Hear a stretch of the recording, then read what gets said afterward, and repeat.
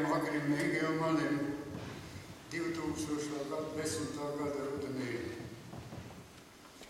Tik dziļi dvēselē tā viena laimes jūta, kad sveiciens no Liepienas tev dzēriņkāsas sūta, kas lido pāri Liepājai, šī mūžam sasaukšanās, uz zemes šīs un debesīs no dzēriņa aiziešanas, kad dziļi atbalsto un pārtop jaunās skaņās, pār purviem dzēres kliedz, tik sen šī sasaukšanās, ar putniem, kas jau debesīs, kas pārlaidušies pāri šai siltai līdzu dzīvītei, šīm ezeru krasta ārēm, līdz pārto paša saucienā tā skaudrā laimes jūta, ko dzēļu kāsas debesīs no Liepienas tev sūta.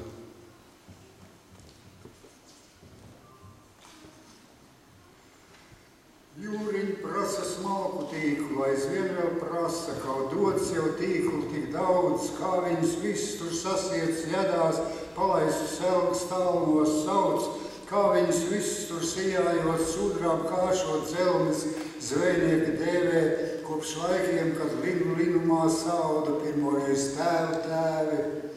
Neilona, kaprona, smalkās sajūtas, iztausta dzelmi, kāds svētlaimīgs haifts, rupji ar smalkiem kopā sajūgti, tīklu pēc tīklu dzelmē laiž, cerot uz lomiem, jūriņa prasa, vēl aizvien smalko, vismalkāko, kur lai to kādā dvēseli saustuvē, kādā sirds kambarī, lai rot.